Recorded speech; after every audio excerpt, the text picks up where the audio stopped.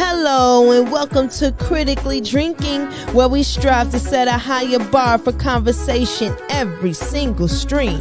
Thank you for joining us. Now grab your drink, take your seat, and let us get ready for the show. Rashawn will be with you shortly to let you know what's on tap for the day.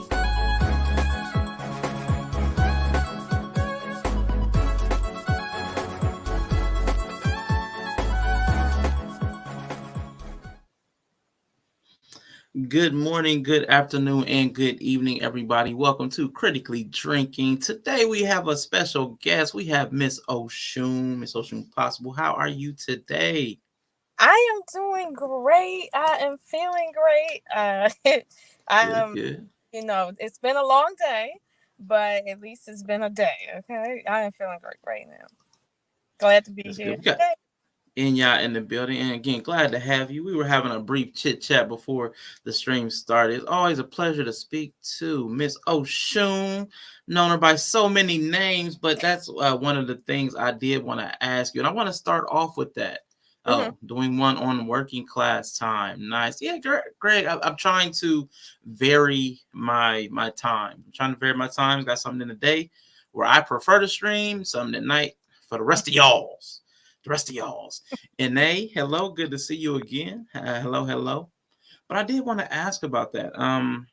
Miss Oshun Possible. Why that moniker? And can you give us a brief synopsis about that goddess and why you chose to evoke that specifically?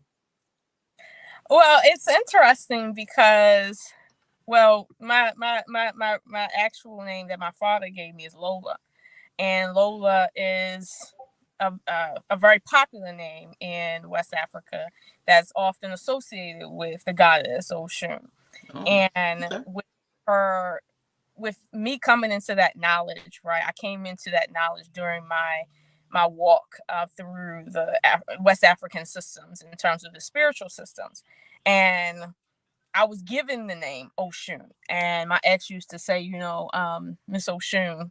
He used to just call me Miss Oshun because everybody just said, that's Oshun right there. And it was just like a nickname that kind of stuck. But I really understood when I got my life path reading why people called me Oshun and why my actual name tied into what people just picked up off of me just in general. I understood certain things and why it exists in my life. So I decided to, name my channel Miss Oshun Possible because that's a play on words for Mission Impossible.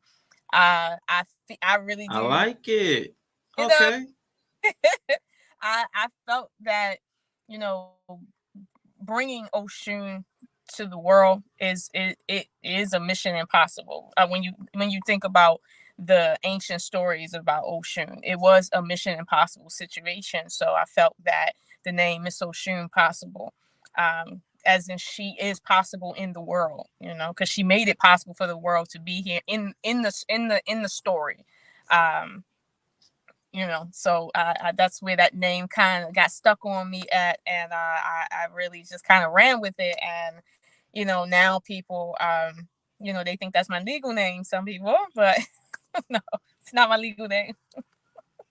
That's cool though, because for whatever reason, I love wordplay, but the Mission Impossible, for some reason, it never registered. Really? But the Miss Oshun from my mind, the Miss Oshun, I went ahead and that's the goddess. Got you. But then the possible part, I assume that was like an affirmation of, I'm assuming the possibilities. You know what I'm saying? Like I'm putting the possibilities. But the Mission Impossible, I've never. My first Mission Impossible watch was just this month. So I've never watched Mission Impossible. So I've heard the name, but for whatever reason, my mind never made the connection. So I'm glad you said that. All right. Yeah, I'm really glad you said that. Now, this is a selfish question. On Game of Dragons TV, who does your thumbnails? That's you. Man, I love them because all of them are striking. All of them are different, but all of them have a very striking visual element, whether it's the text or the photo or like the balance. So yeah, I was like, okay. Yeah, I do all of my thumbnails, and don't get me wrong, I have watched tutorials on how to do YouTube for like thumbnails to kind of like get clicks. However, it is a brand, so I wanted it to represent me, and part of, as you know, with me, you never really know what you're gonna get from me day to day. So for me to have a strategic style that's just one thing, that's just not who I am. So I mean, you'll start to see the development, the interwoven of style through it. But just for me to like sort of do like some of the other content creators do on that, I get it. It's business, I get it, but it doesn't necessarily represent me. So yeah, I do all my thumbnails. I put a lot of thought into them. Sometimes I can be delayed because I might not have any ideas. So, yeah. Thank you, Inya, for dropping that out into the chat. Now, I'll start with Game of Dragons TV specifically because that's the first channel I noticed. What type of conversations do you hope to have continuing forward with the God channel? With the God channel, right? I seen that being a channel where people could converse there and speak on things that they couldn't otherwise speak on other channels, that is. So, part of the reason why I had brought on who I brought on is because there were conversations that were taking place behind the scenes, and just people in general that I seen that I said, you know what, I like what they got to say. I might feel like they didn't get a chance to fully explain themselves on the platform they were on. So I want to allow them to fully express themselves and their ideas. And don't get me wrong, if I feel that, I want to give them pushback, because I am a contrarian. Okay. People know me. I am a contrarian. I definitely believe in pushing back on, ideas, but that's generally what I consider that as, in terms of, let's say, like an urban debate sort of channel, but not so much just debating, but really talking about higher level conversations that we can feel because we're regular everyday people, but conversations that you don't hear often. Like the first video I did with Von Eric, that was a debate we had been planning for months, because we had been arguing behind the scenes about that. And, we probably gonna chop that up some more, but that's why I did that, because people were saying, like when I said, I don't feel like, Eve was deceived by, the serpent. I said, I don't see the deception. Actually, I think good guy in the whole thing. People were like, what? Like, yep. And I remember I had did one segment on knowledge and relationships where I did, it was called The Devil's Advocate. And I was basically arguing with people that in the Bible, the devil or Satan is basically, everybody's on a witch hunt for him, but he is innocent. Like, he has done nothing wrong. And we were going point by point by point. And it was so fiery that couldn't come back to the stream. But that's because it's like you tapping on people's beliefs. So I get it. Yeah. But those are the type of conversations I wanted to have, because, not too many people hear those kind of opinions. Like, look, I don't know what you heard, but y'all better stop blaming Satan for what's going on. Like, he ain't to blame. He ain't going to hell. So, but that was my vision, to give it that extra, je ne sais quoi in terms of online conversation. Because I didn't want it to seem like, like, let's say, like the great debaters sort of forum, nor did I want it to seem like side netta either, because that's a different energy. But I did want it to have a urban style to it, but I wanted to be conversations that people don't generally hear. And even if it's a conversation that you understand, I never want to frame things in a way that someone coming into the space is like, oh, I heard that on another channel. Yeah. So that was my motivation going into Game of Dragons. Now, I have been called the dragon of the Old Testament. So that kind of went to why I said, I'm the she dragon, and this is the House of the Dragon. So we would call it Game of Dragons TV. Now, I did quasi steal the name because I know Game of Thrones is going to come for that title. But I got it first. So if they want it, they're going to have to ask me for it. And of course, the answer is no.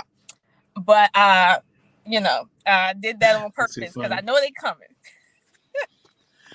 Yeah. Hey, Don Frank. Hello, Leah. Hello, Mandrill. Thank all of y'all for coming through here. That is interesting. Now, you said a word in there that I don't think I've heard before. You said, as opposed to the debate style, you said something like cynetic or cynetic.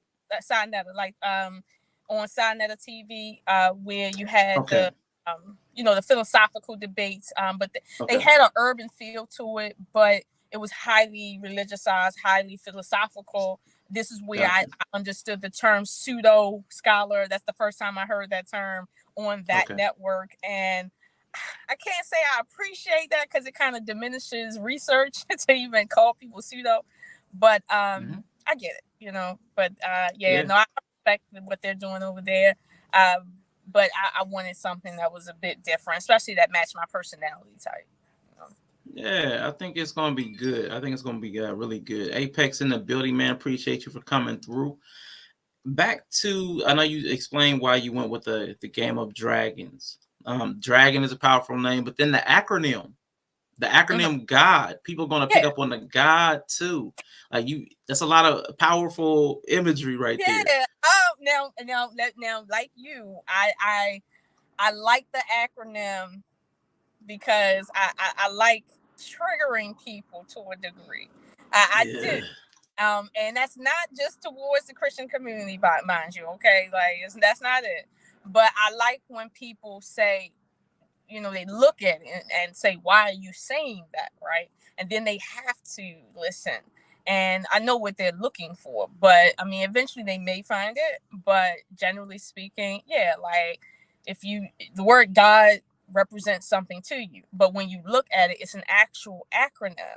And, you know, it goes into different things. Now, people may say, you know, you're equating God to a dragon. Now, I will have that conversation one day on my channel. I will. But that will be one where I got to properly vet the entire cast. Oh, boy. Yeah, you definitely trying to set stuff on fire. Yeah, I would set some folks on fire. But it's going to be good, though. It's going to be good. That's something that I do want to do because I have a lot of opinions about that. Now, that one might get a little scholarly on people. And I noticed that, too, with some of the debates that I had been in, that some people would be debating me on a one-to-one basis, and I would be having a scholarly debate with them, and the audience would get lost, like, on some of the saying. So I say, you know, I can't be in certain spaces that isn't scholarly or on that level speaking that way, because I'm going to lose whoever I'm talking to. And the point of me talking is to not lose people. So, you know, yeah, no. So I really understand that I did that on purpose, but I did that on purpose because I'm trying to, you know, catch that attention first and then walk them through this experience, you know. Yeah. And yes, I thought she was calling God a dragon. What's up, Nova in the building? Greg Bryan says, I might be mature, but all I can think of is dragon needs nut. Yeah, Greg, it's a little immature. Definitely a little immature. Now, going from Game of Dragons TV, you also have the love experience as well. Now, with that, what are you hoping to? Obviously, the name feels self-explanatory, but maybe there's another, like another secondary train of thought that you have with that. What are you trying to push forward with the love experience platform? The love experience was an idea that's been on my heart to do for a while. And it's been on my heart to do because I felt that every platform I went to where they spoke about relationships and not just male and female relationships, but relationships in general, it was always either too doctorial or too strict, or too professorial. Like, it was just too much of that. It wasn't an actual experience. Like, for someone saying, hey, you know, listen, I don't know everything, but this is what I went through. And just having a candid talk with the audience. And right now it's still in its early phases, and I have a lot of plans on just having that candid conversation where people get to look into my experience in so many different things and understand what this journey of love, because I always say in my videos, love is not the destination. It's the journey itself. So while people are looking for love, love isn't a thing you look for. Love is the experience itself. Now, you might find a lover, but the experience of love is what you're going to go through when you gain that lover, when you lose that lover, when you gain that lover back, and then when you want to throw it back. So it's this is love. Like, love is not what you're like. That's not it. Like, that's a emanation, but that's not love. So it's the journey that I felt was so important, because I learned so much just in my own research in terms of why we come here. Like, what's the point of why we're here, why we're sentient, the lessons that we have to learn in this life that are unique to us. And that's another element of the love experience, understanding what you came into this world to understand through this experience. And I always tell people personally, you may not learn the lesson of love in this lifetime. It's not guaranteed. You have free will. You can learn or you can't learn, but you will never move to the next phase of this enigma we call love until you understand the lesson you are supposed to understand. It's much like the Asian movies where, they come down and they have this overarching like saga that they have to go through so that they can understand and then move to the next level. It is like that, very, very literally. Yeah. I like that. Nova agrees. That's actually pretty cool. Now, I totally agree with you, and I do think that's missing from.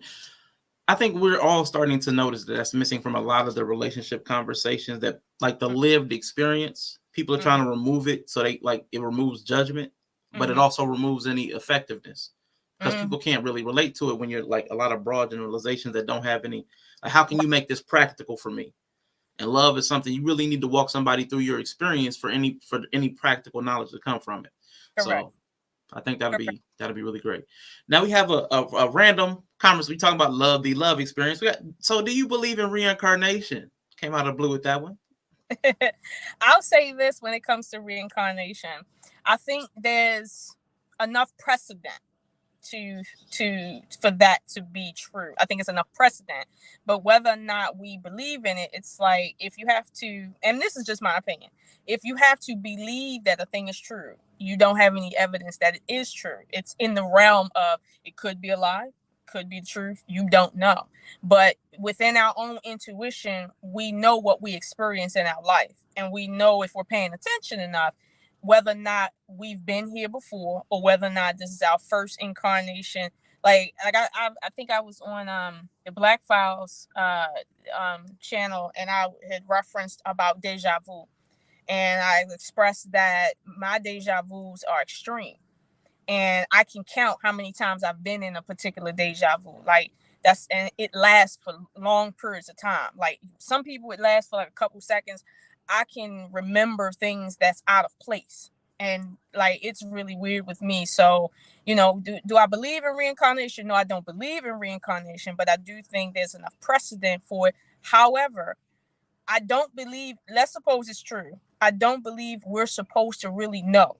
I believe that each lifetime, if there is each lifetime, we're supposed to go into it as if it's our first lifetime, honest, going through this experience. Because if you understood lessons from the past, right, that would change how you move in the future. But if you went through each lesson as if it's the first time, your memory got wiped.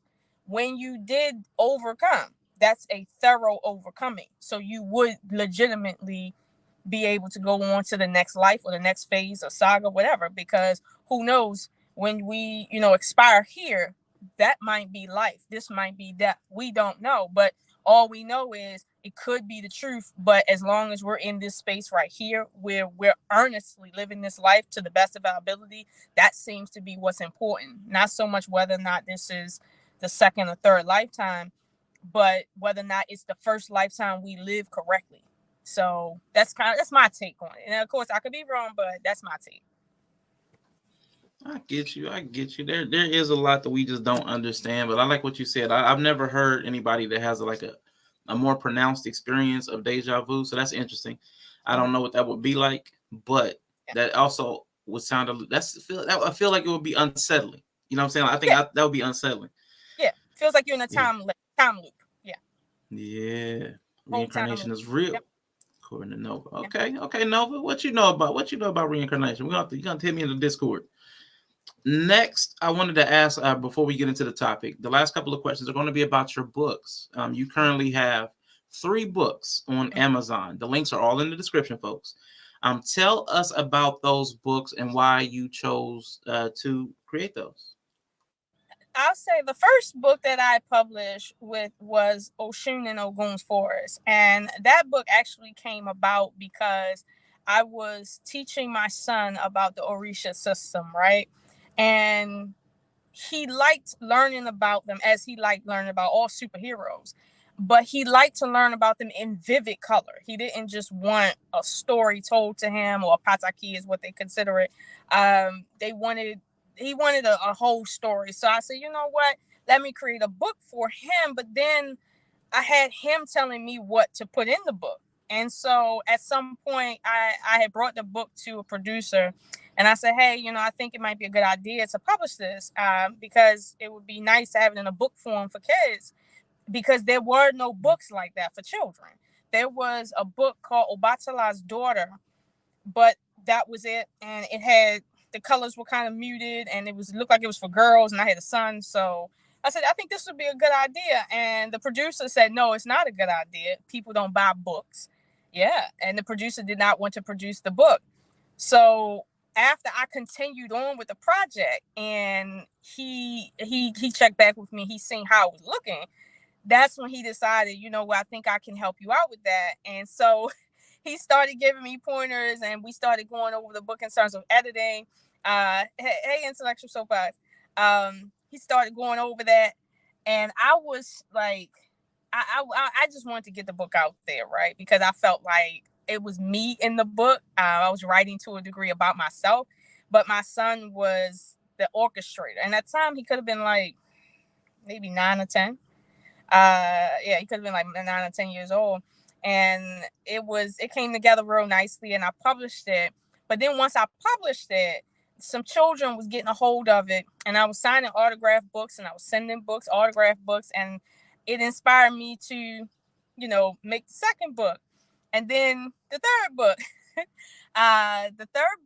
the second book was Mommy. And Mommy was inspired between me and a friend of mine who co-wrote that book with me. And that was because I knew about the Black Mermaid coming up. So I said, you know what, I'm going to beat Disney to it. So I did that in that book, Mommy, which is about the Orisha. What is it? It's a combination of Orishas, and most people know that.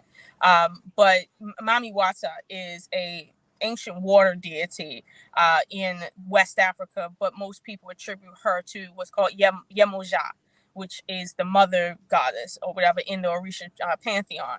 And so it was a combination of that, but I kind of broke it up between characters. And it was fun making it because, of course, it's underwater. So it's kind of hard to draw underwater, and make it a cartoon.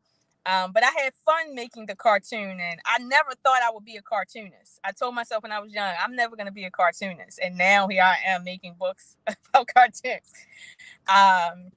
And then I got inspired to make the third book, which is Iku and Eshu.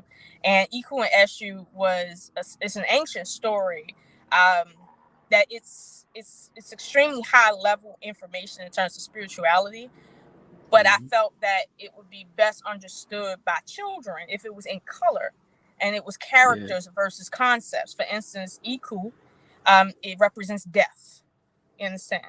And Eshu, most people understand Eshu is Papa Legba in the Voodoo system. And obviously Eshu Legbara in the West African systems.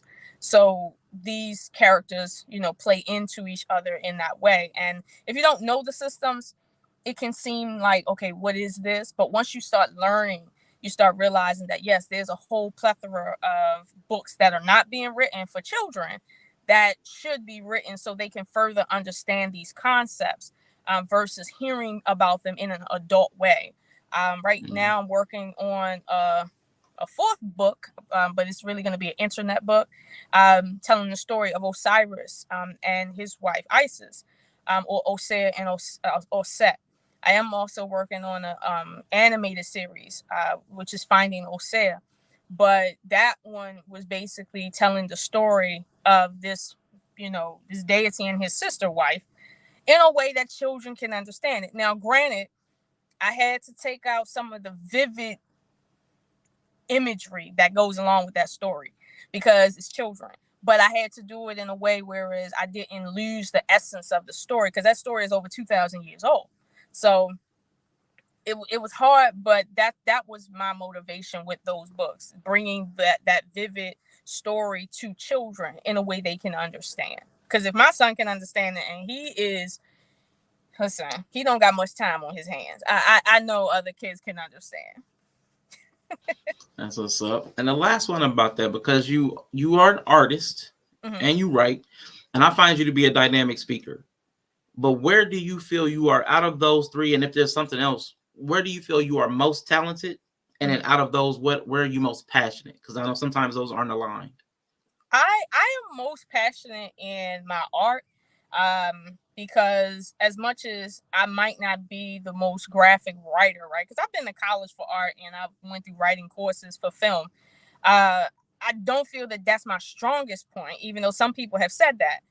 I do feel that the art is my stronger point because I can get points across better through colors, through shapes, through images. I can do that a lot better because I'm stronger there. I've had a lot more professional training in my art, in digital art, 2D art, 3D art. I did that for about 5 years, than anything else. And of course, I started out as a fine artist with chalk. So that's where my strongest suit is at. So a lot of times I get compliments on the way the book looks, like how it is presented.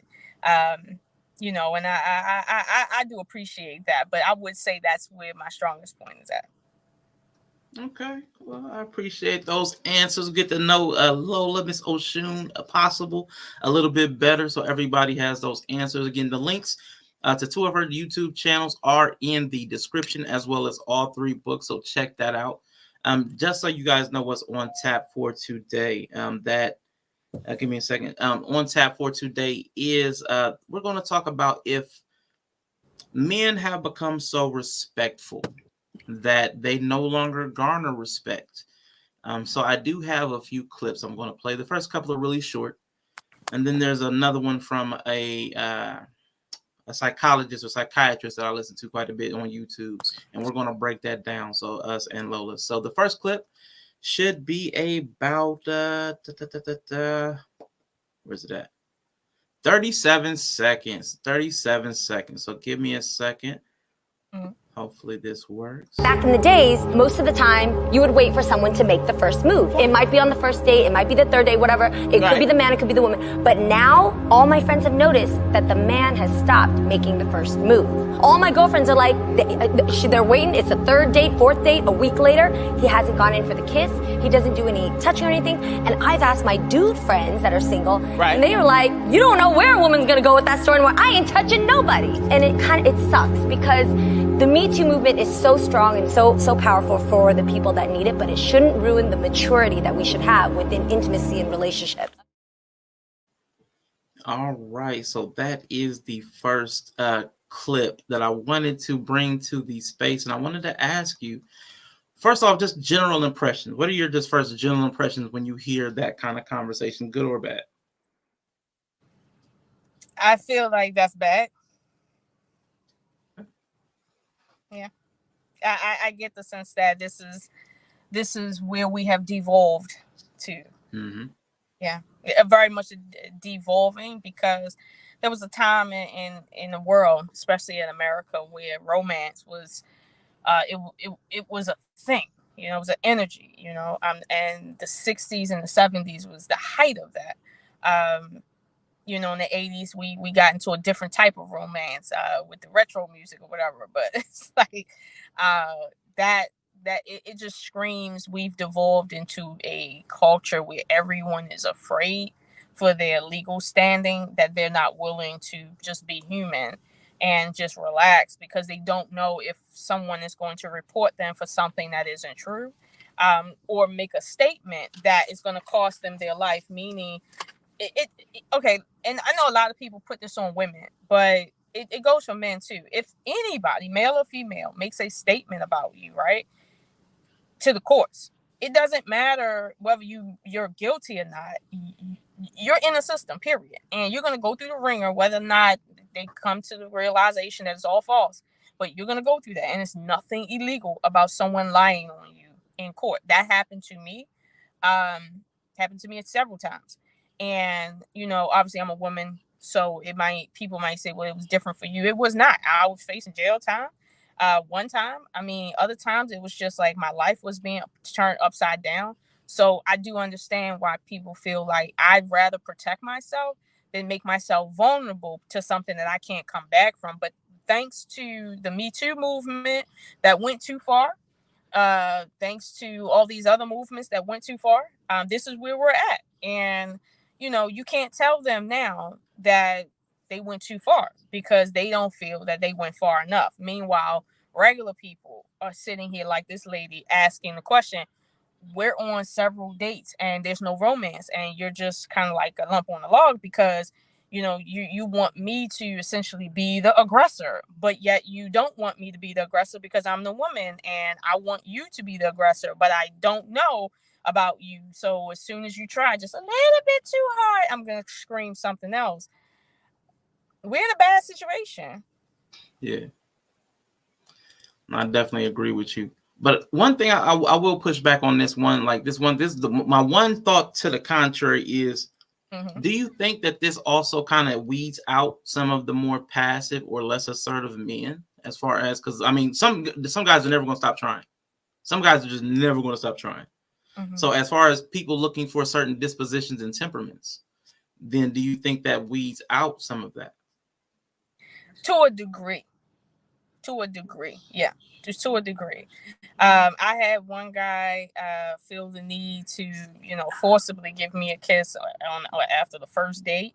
Yeah, and I had to like throw the hands up at him. And not the kung fu hands, but just wait a minute, dude.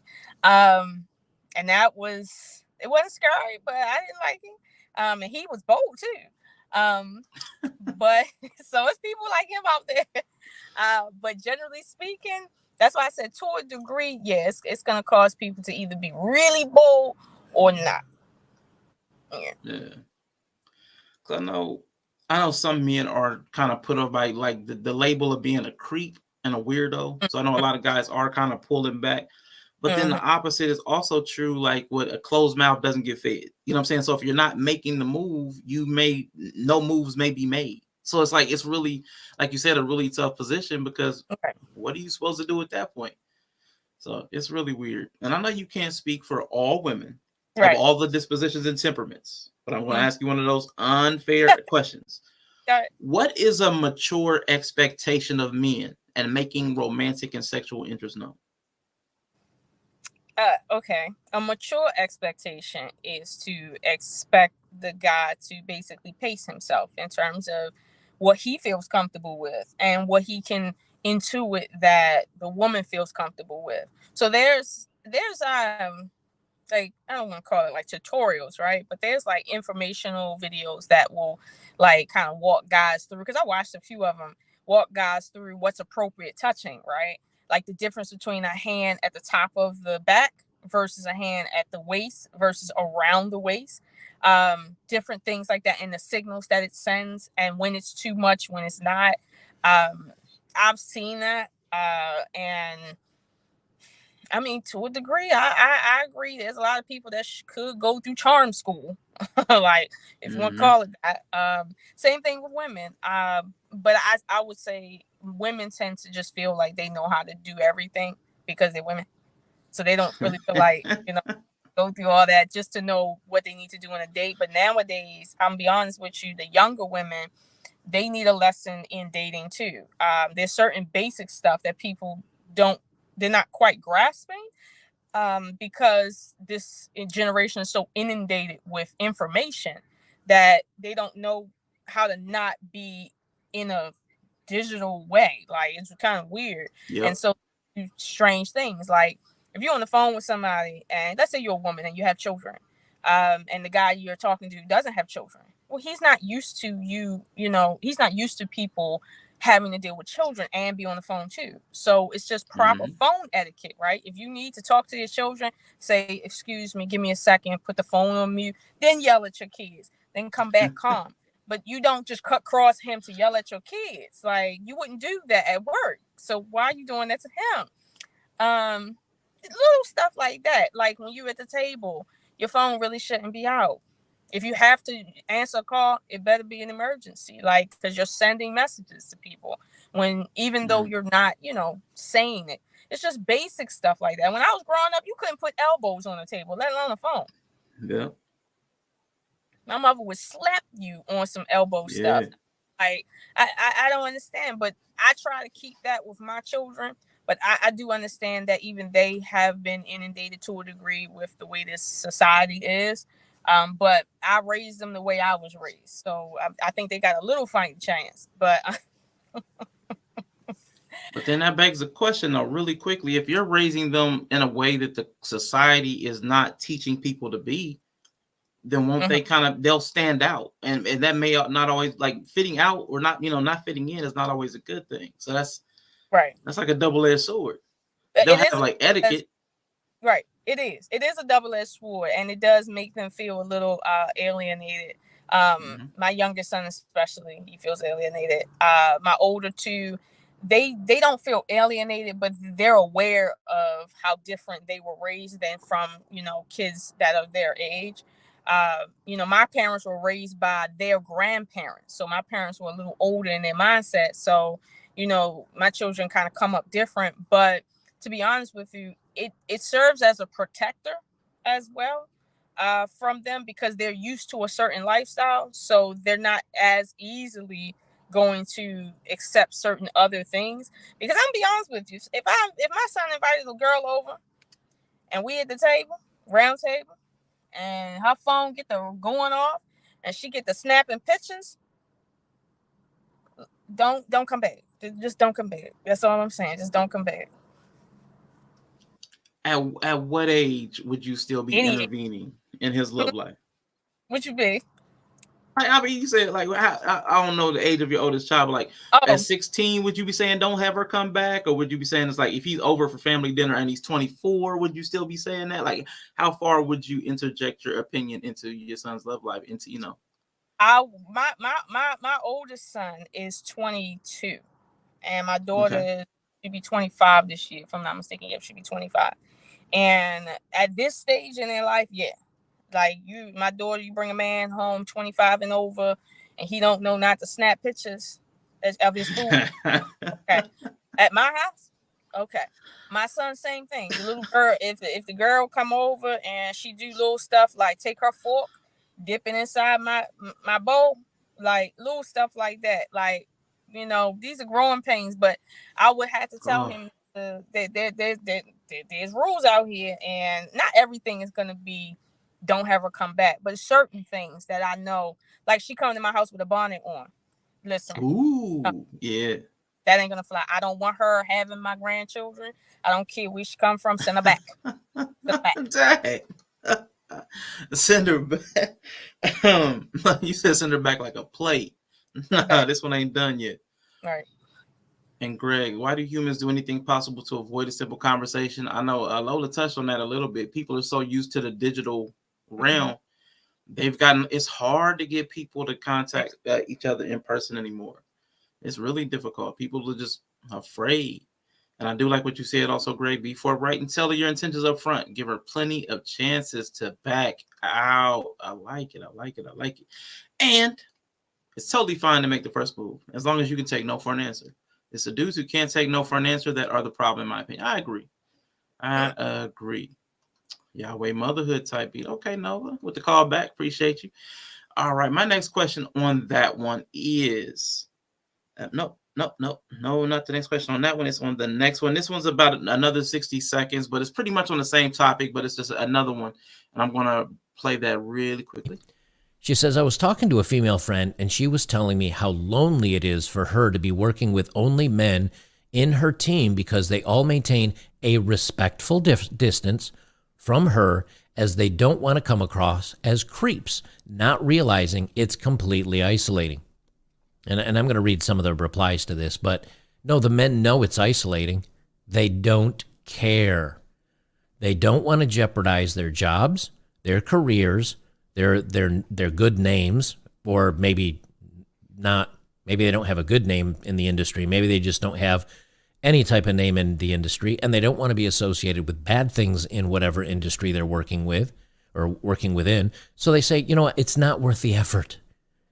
Even if she's smoking hot and she's super nice and really pretty, a lot of guys are just like, you know what, I'm not going to crap where I work. Like, I'm going to be really careful about this. Some of the replies, this Ami Shah says, I would think in this case your friend needs to break the ice. And this girl responds, she did that many times. They still continue their behavior. Right. Because again, they know it can be used against. So I thought that was interesting too, because it's along the same vein, but it's in the work realm. Now, I'm going to say, and this might, I don't know how people feel about this, but I found that some of the most suitable places to find people that are kind of on your level are work, school, and neighborhood. Like, they're around you. Proximity is a great indicator of where somebody's at. If they're in this space, that's probably because they belong there. They belong there intellectually. They belong there financially. So if they work here, I kind of know what class they're in because I work here too. I kind of know the pay grades. I go to this school. I kind of know what the people here, what the life trajectory is for people that go to this school and the graduation rates. People in my neighborhood, I know this person who knows this person. So nobody's a complete stranger in that way. So I always thought that was the better model. But now it feels like we're even going away from that because people are afraid of like sexual harassment and the Me Too movement. So what is your opinion of like proximity dating? Because people are going so far away from proximity now because of apps and long distance. Like, what do you think about the proximity angle to this? I think that the proximity angle has basically been done away with because humanity has access to every person on the planet right now. And that's a lot of access to have and be able to responsibly understand. So when you say, well, before a long time ago, I had access to the girls in my neighborhood, right? So I knew all their families. I knew who their brothers was, their mothers, all of that. You see what I'm saying? I knew where they lived at, I knew where they were from because it was all over town. That puts you in a different mindset than when you have every woman on every continent in the same app just swiping. And so essentially you kind of get lost in the sauce because it's too much. And that's kind of inconsequential. You see what I'm saying? As a result of information sharing in the internet. However, when we date people where we work at, right, it's because we get to know them on a level that isn't just, dating, right? Same thing in the neighborhood. At school, we get to see each other in a way that's not romantic. And we get to know each other in that way. Now, to the point of the gentleman that was talking, right, when he's saying, well, guys just feel like it's not worth it. That's a double-edged sword because it's not worth it for you to treat her sexually. It's really not. So now, if you're going to be involved with her, if she's really that important or whatever, you have to get to know her in a different way, in a different environment. You can't take her to, the sexy clubs that's going to put everybody in the mood for doing grown folk things. No, you got to take her to places that are more reputable, that are out in the open, that give you both time to get to know each other in a safe space for both of you. So it's forcing people to kind of separate, but at the same time, it's forcing them to have to deal with each other on a different level, which probably is a good thing because back in the day, people would go on dates at each other's house, first date. And I'm not saying first date at the house is like the worst thing. Listen, it happens, but that used to be rampant. Okay. And we can't really have that. Like we can't keep doing that. Like as a society, we're growner than that. So, that happened. But nowadays, no, you're not going home with no woman because anything can get said and done. You know where you're going? To the coffee shop, as some people would like to say. You know where you're going? You're going to the park where everybody can see y'all. You know where you're going? To the movie theater. Yeah, you ain't going to, certain clubs where everybody can get freaky in the bathroom. No, You ain't doing that. But it is what it is. No, it definitely is. Now, I have another video I want to pull in. This one's a little bit longer, so I'm going to break in and pause it at times. But I do have a question for you in the private chat if you could check that. Well, I'm going to get this one started. Let me see. Orion Terror Band, and this is Psych Hacks, Better Living Through Psychology. And the topic of today's short talk is respect means different things to men and women. So I'm going to be presenting this idea in the context of some feedback that I frequently receive from women, both in real life and on this very channel. I often hear them complaining about the fact that in their eyes, it seems like men don't really know what to do with them. They don't seem to take the initiative. They don't seem to lead the relationship. They might seem awkward or inept at sex and seduction, and they don't seem to pursue women with any sort of real purpose. I hear them say, where are all the men who know how to treat a woman? It's a great question, and I can understand from a female's perspective how this would be a frustrating experience. So I'm here to help.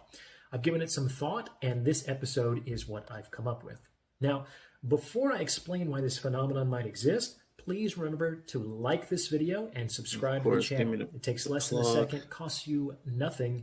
I've saved the most important reason for last. Here we go. Now, back to it. I think that this experience of women can be attributed largely, though not entirely, to different comprehensions of the idea of respect. Respect means something different to a man than to a woman.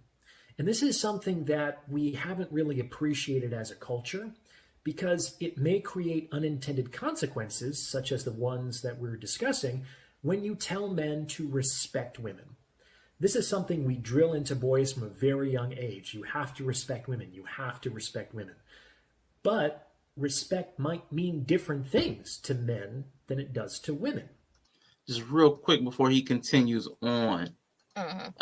Do you think, because I'd never really thought about that until I heard, honestly, just really recently within the last month or so, that respect meant different things based on gender. Like if I'm a man or I'm a woman, respect means different things. I always went with like the dictionary definition of what respect was, but people internalize it differently. Do you believe that men and women have or do internalize what the concept of respect means simply, differently because of their gender or maybe just social identity? Yeah. But I do feel that it's like two circles where it kind of meets somewhere in the middle, just a little bit, not a lot, but there is that element of, we're meeting in the middle. Yeah, I would definitely say that. Just because if you're gonna say, well, men respect women differently, right? There's a certain position that everybody has to take in terms of respect. It just is. So I can't say, well, men see it completely different because I agree with some men. Respect is certain things you just don't do. I agree with certain women. Respect is certain things you probably don't bring to the relationship in terms of feelings. So, yeah. It is, but there is always that balance in between, though. Okay, Greg said they use the word respect differently. I'm gonna let the good psychiatrist go a little bit further, but I thought that was interesting because I promise you, until I got to the internet, I knew I had disagreements and conflicts with people based upon the way we used words, but I didn't know how bad it had gotten. That so many people were taking so many different meanings from the same word, and nobody kind of really leaned on the dictionary as a common, like a point of commonality. But I'm gonna let the guy play a little bit real quick. Let's look into this further. First of all, let me make very clear that I'm not advocating that anyone should be taught to disrespect women. I'm not saying that. That said, if you don't respect somebody, it doesn't necessarily mean that you're disrespecting them. For instance, just because you're not giving me respect doesn't mean that you're actively disrespecting me. You may just be feeling neutrally towards me. And as I've said in a previous episode, it's always best if people earn your respect and your disrespect. At the end of the day, I think it might be a better idea to teach boys that they shouldn't disrespect women. That would potentially create less of a problem here. So, what's the issue? There are three, actually, and they relate to how men understand respect. So, what does respect mean to a man? First, respect means that I look up to you. There's an element of admiration to respect. It's not really possible to respect across, and it's certainly not possible to respect down. Remember, we're not talking about respect in the sense of basic human dignity. Men tend to associate respect with admiration of excellence.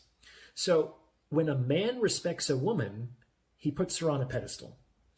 This tends to create a lot of difficulties in the courtship process. This is because it puts the woman in the position of the adored and the man in the position of the adorer.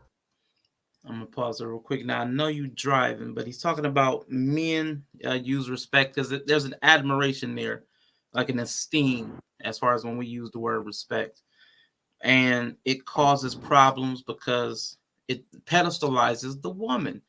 Do you believe that that's an actual problem, or like maybe a misunderstanding of sorts? Is there an issue with actually admiring and respecting the woman in like the courtship, relationship, dating type phase? I think the problem is we're just out of balance in regards to that, meaning anything that's done too much in either direction is gonna create a problem. So there was a point in time in history where men did not respect women at all. They thought they were essentially animals in certain parts of the world. And then you got at a different time, you have the world where, you have the rise of, of this quote unquote simp, which will do anything in terms of adoration to basically create, let's say, an ego in a woman to garner sex. That that's where we're at. But that's the issue with the balance right there. It's like it's out of balance. It's nothing like there's a certain healthy level of adoration and respect that you're supposed to have for the opposite gender. But at the same time, if it goes too far to the right or the left, you're going to be stuck with a problem. And I see it now. Like you have men that are extreme in both directions in terms of like the red pill space or the MGTOW space, really. And then you have, men that like Derek Jackson going in like too much, and it's having a negative effect in either direction. So yeah, there's a problem with balance today. There is some spaces that are focused on that though, not a lot, but there's some. But it's not a lot that I can say is making that much of an impact on society though.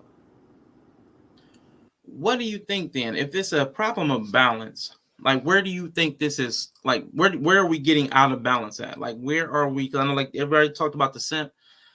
Man, I have a hard time finding a problem with either the person who wants to spoil the person they care about, and I get the whole like the performative piece. I'm just doing this just to receive something back.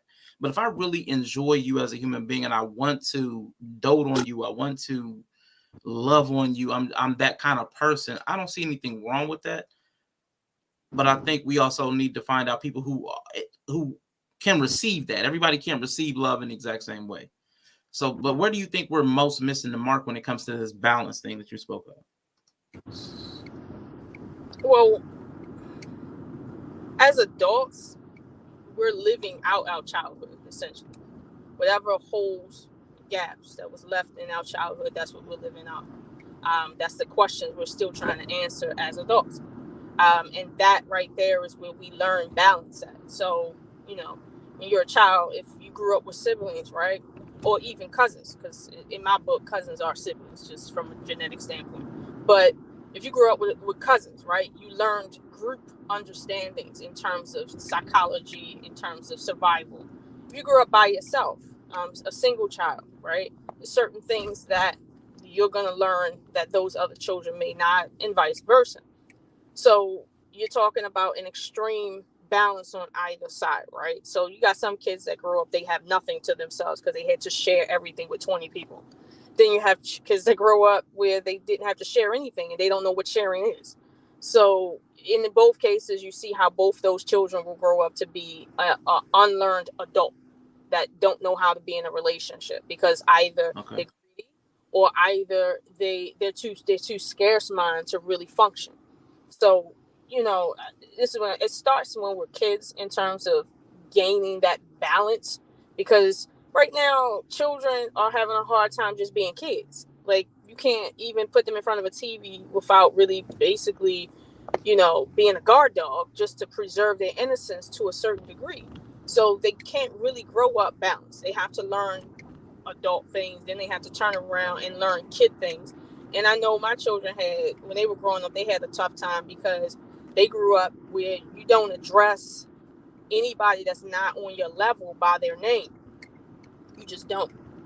Even if cousins, it doesn't matter. So you address people by their station in your life. My children have had to be around children that didn't do that. And they had to learn the balance of, oh, this is how we do it at home, and this is what it's supposed to be, versus this is what I see other people doing. So that imbalance is going to be there. However, when it comes to relationships, though, again, it starts in childhood, but I truly believe that a lot of people are simply frustrated. I don't think that it's as deep as we might really want to make it out to be. I just think a lot of people are frustrated. Like, a lot of people are walking around with trauma that they shouldn't walk around with, because people just don't have no home training. Like you just don't have no home training. Like you said, if I want to invest myself into someone, right, why should that be a problem? It shouldn't be a problem. But you have some people that feel like, oh, well, he's going to invest himself in me. Let me use him to take care of children that's not his. And I know I don't really like him. I don't want to be around him. But let me use him for that. And then as soon as I don't want him anymore, whatever the case may be, I'm going to discard him in the worst way. I'm going to let him catch me cheating. Like, this is where people have devolved to, because they don't mind, basically being cheaters, whatever. But this is where the scarring takes place. So that same guy that's willing to give, and like the way he's supposed to, he's generous. He's not willing to be that generous for the next time around. So next time around, somebody does some old crap stuff. That's next facts. time, fourth time, he ain't fitting to be doing nothing for nobody, because he's scarred, and he's probably frustrated with the fact that he's looking for someone like himself that's willing to be just as upfront as he is. But you're in a world where it's more beneficial to not be upfront. It's just more beneficial to just hide who you are and what your true intentions are. Everything's business. Man, that's the truth. Shout out to Mrs. She Said and Summer Miss Pies, who both came through. Appreciate you, lovely ladies. Thank you so much. Man, that was a great point. I really do think that is it. Like you said, people do get jaded. They get hurt. They get jaded. I do think, like you said, due to, like, I know some of the stuff Greg's talking about, I think people don't have the resilience to take multiple hurts. So, like, it'll be that first hurt or that second hurt, and they're like, they become like villains almost. Like, they almost go the full opposite way. So I do think the frustration and the anger is, people are wearing it on as their almost as a virtue. Like, it's like the whole red pill is like the frustration. Like, there's a whole ideology based on the frustration we have with women. And likewise, there's whole movements based on the frustration we have with men. So they're wearing that frustration as like, almost like their skin. That's what they're wrapping. That's their identity, is the frustration with the other gender. So I like what you said. I totally agree with that. And I think we need to work on, man, I don't even know how you can make somebody more resilient or talk them into taking more chances when, like you said, people are tuned to try to take advantage of each other. It's very transactional. So how could you even encourage anybody to be brave or courageous in that manner? I mean, that's a tough ask, knowing that the society is what it is. You can't really encourage them to be brave. Like, you can't put courage in them like that. However, what you can do is you can help them understand that they have a choice. Like, everybody has a choice, and if you have a choice, you're gonna either make one of two choices, and that's pretty much what it is. Like, if you want a relationship, right, you're gonna have to make a choice to be in a relationship. That's just the bottom line. If you don't have the skin for it, then you're not gonna be in it. So that forces you to make that choice. And that's really all that it is, because again, you can't put that in nobody. Like, not at all. No, I definitely agree with that. And Nova, you talking about people take more risk when safety nets are present. Man, the government-backed marriages, bond marriages, I like that. Well, That when actually might have. they say government-backed marriages, what do they mean?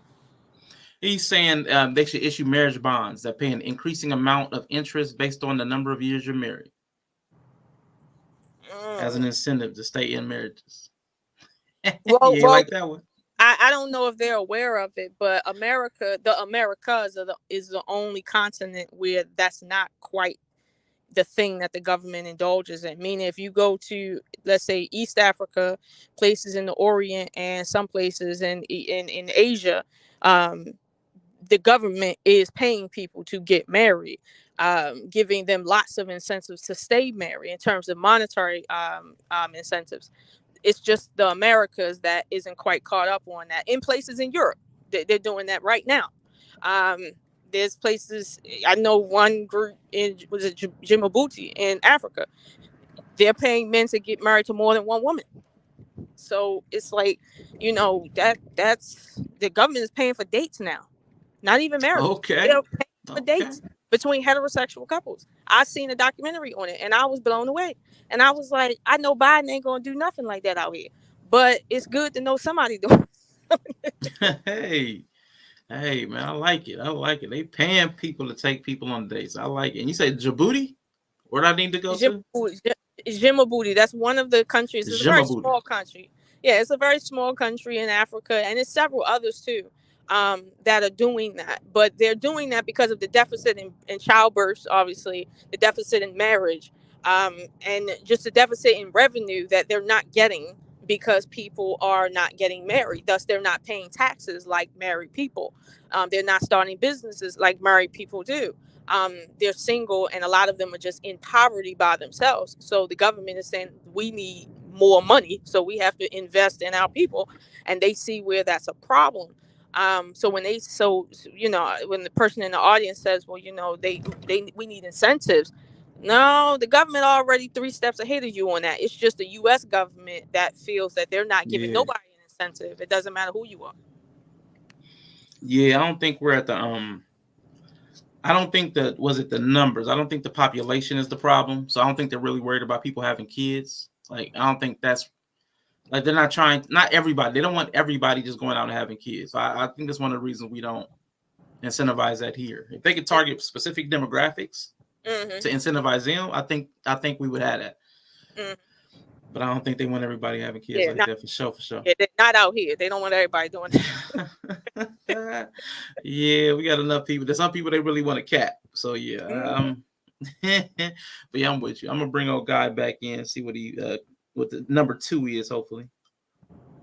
And this robs the woman of the opportunity to have the more emotional experience in the relationship. And if you want to know more about these terms, please check out my series on the balance of attraction, links in the pinned comment below. Women are generally more emotional than men, and so they prefer to go to relationships to feel, to have emotional experiences. And they're going to feel much more if they're in the position of the adorer, not in the position of the adored. However, they are put there when men go out of their way to demonstrate their admiring respect. So that's one unintended consequence, that women might be going out with these men who put them on a pedestal, which in turn prevents women from feeling much with respect to these men. Second. Before he goes too far, because that was something, his whole supposition with that was something I had a problem with on a whole nother video. But his thing is, he kind of put it on men, that men should create these emotionally compelling lives for women. He had a whole lot of language. He's like, if you want to have an effortless relationship with women, you have to create an emotionally compelling life. You have to have create. I can't remember, but there was like these high value experiences, and I'm like, no, it's crazy for me to try to externalize my feelings, like my emotional state. It's hard for me to say, here, take these, and you make them feel good. Like that part never really sits well with me. I don't agree with that either. I mean, don't get me wrong. I understand where he's coming from, but I don't agree with that, because here's the thing. You're talking about bonding, right? And that there's no way people bond. Like, it's like life is not black or white. It's never black or white. Nothing's black or white. So you can't tell a man make an emotional experience. An emotional experience could mean y'all almost died together. Like, I'm just saying. Like, or an emotional experience could mean you both was, I don't know, in a store or something, and you was fighting over the last piece of bread or something. I mean, that, like, I can't tell you what it is, but I don't agree with him on that point. Yeah, I thought that one was always strange for me. Like, and I get it though. I do believe that in the United States, women do desire like a very emotionally rangy relationship. Like they like to feel all the feels. I get that. It's almost like an emotional exercise. Because I've heard women, like, when stuff gets kind of calm or things are stable, some women kind of look for a little more chaos. They kind of seek it out or create it. So I get that. I just don't think that men should try to pick that up as their responsibility. To try to. I didn't hear anything about all these emotional external experiences, but I don't know. Yeah, Bree, what I had said was he had an entirely different video that he went more in depth into that concept on. And that's what I'm referring to. But it goes back to that one mention that he said that men have to, I can't remember exactly how he worded it, but he just said one sentence. But he has a whole video based on that one sentence about men having to carry the emotional weight of the woman's experience. They like to have this emotionally expressive life, but he laid it. There was an entire video where he laid it at the feet of men, that if you want to have an effortless relationship, this is what you have to do. You have to take on the responsibility of being at the height, the most attractive option she has, create an emotionally compelling life. And it was like it was like 7 to 9 different things that were all like, I'm chasing some crazy concept in her head that I don't have access to. So that one was crazy, but it was from another video. He just mentioned that one thing in there. Let me see. To the masculine mind, respect means deference. When you respect someone, you tend to... Up to the masculine mind, respect means deference. Give me a second, because we got New Growth Old Soul in the building. Give me a quick second, because I did receive something from my guy. It was not a Cash App. I don't have a little cute song for the Venmo. But, man, thank you so much, New Growth Old Soul, for the deposit. She said the nigga soul. Got Cash App. Cash App. Cash App. She don't make a move without Cash App. Cash App. Cash App. Send that money over to her ass app. I need one that says, like, Venmo. Thank you, big bro. No, I don't know. I need something. But thank you. Appreciate you so much for the deposit, sir. Appreciate you so much. It is much appreciated. He basically prescribed men a lifelong rat race, which may or may not be reasonable. I know Nova was there when I did that video, but that might have been for the men's that one day. Someone clip that song. All right, let me get back to Orion. To defer to their judgment or expertise. You ultimately won't be making the decision because you acknowledge that the other person might be in a position to know better. Deference means humble submission. Tell me what you want and I'll make it happen. This might sound nice in theory, but in practice, it means that a man exercising deference isn't going to be making plans, setting up dates, making decisions, or driving the relationship. He's going to be deferring to what she wants to do because he's trying to show that he respects her. Do you see? Now, I want to pause that again real quick because another disagreement. I actually believe, and you tell me what you think about this. I actually believe that the respect part, what he's talking about, seems to me like admiration. I want to please you, like he's talking about people pleasing, because the person you want to respect, you may not sacrifice your wants to please somebody else just because you respect them. I don't think that's built into respect. I know he called it submission and deference were the terms he used, was how men internalize respect. And I don't know. There's people I respect, but I don't necessarily submit to them simply because I respect them. I don't know. There's a degree of separation there, and I think he's getting into some real hardcore nuances in terms of the verbiage he's choosing there. That word submit, I always tell people I don't like it, because that's a word that, in my mind, when it's said, it takes me to a place of warfare. Submit, like, because obviously it's like I put somebody in submission. Oh, trust me, that ain't no good thing. So I don't like that term, but I yeah, he's cutting, he's towing the line a bit much there. But I'll say this: doing what the woman wants to make her feel comfortable, there's a degree where that should be the case, right? It should. And then there's a degree where the woman needs to see that the guy is making the decision based on what he knows is good, not that he just thinks she would like. Like, there's a degree where, yeah, it's like, yeah, you make her feel special because you're specially thinking about her. But then to another degree, it's like she wants to know you can make a decision without her. Like, don't get me wrong, like, if you don't have to ask a woman, well, what restaurants do you like to go to, right? If you know she's allergic to seafood, okay, you're not taking her to the seafood bar. But you may say, okay, I'm thinking about her because I know she really likes, Italian food. But I'm going to choose whether we're going to go to a restaurant or if we're going to, like, do something more, homified or whatever.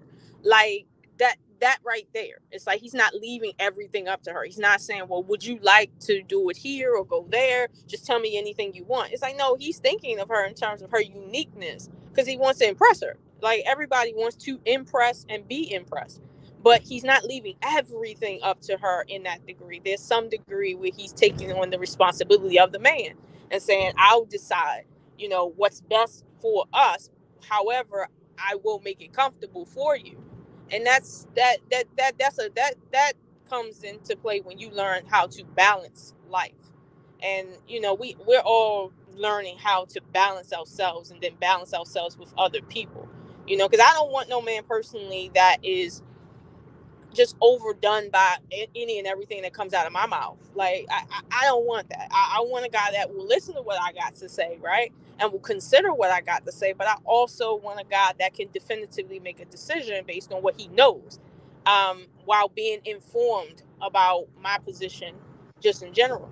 So there does need to be that balance. But if he's just adoring me to the point everything is about whatever I say, that's going to get boring real quick. I can respect that. No pun intended. I definitely think I also agree with Bree too. She said, I've heard a lot of men use respect and mean deference, especially online. I do agree, and I think that's what to Miss Oshun's point, that balance has been lost, and people don't know how to balance. Like, where do I end and where do you begin? So like people are leaning either too far into the other person or too far into themselves, either selfishness or kind of like I'm putting my all into you, and neither of those are healthy. You have to, like you said, consider the other person and consider yourself. So I think that's the balance, and people are having a hard time towing that line. And I think a lot of that, to your point, Ms. Oshun, is that socialization. I think some people in these family dynamics, like you said, are coming with that lack built in of maybe never having been considered as a child.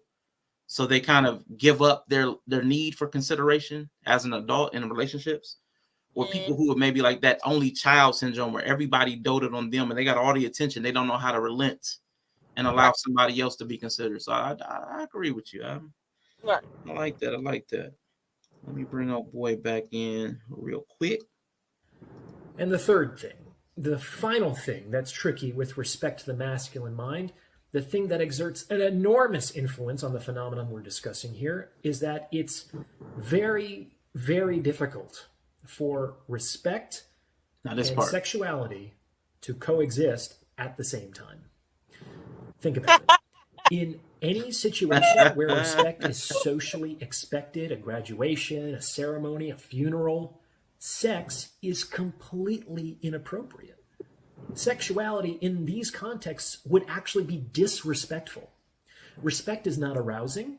If anything, it nullifies the sexual impulse. Men think that they have to suppress their sexuality in order to be respectful, because we would never express our sexuality in any other situation that calls for respect. The upshot here is that you can't really respect someone and want to fuck them at the same time. A man can respect his woman, like as a person, but on some level, he has to be able to turn that off in the bedroom in order to fuck her. Okay. It is what it is. And so, I'm glad he got to that point, because me and Bree had this conversation a long time ago where she talked about a lot of men suffer from that like a Madonna whore complex, where it's like we need the woman to be like this pristine thing, and then at the same time they want her to be like Meg Thee Stallion, but we can't really reconcile that in our minds. And if she's more Meg Thee Stallion, even though we want that, we feel like, oh, she's dirty, she's a hoe.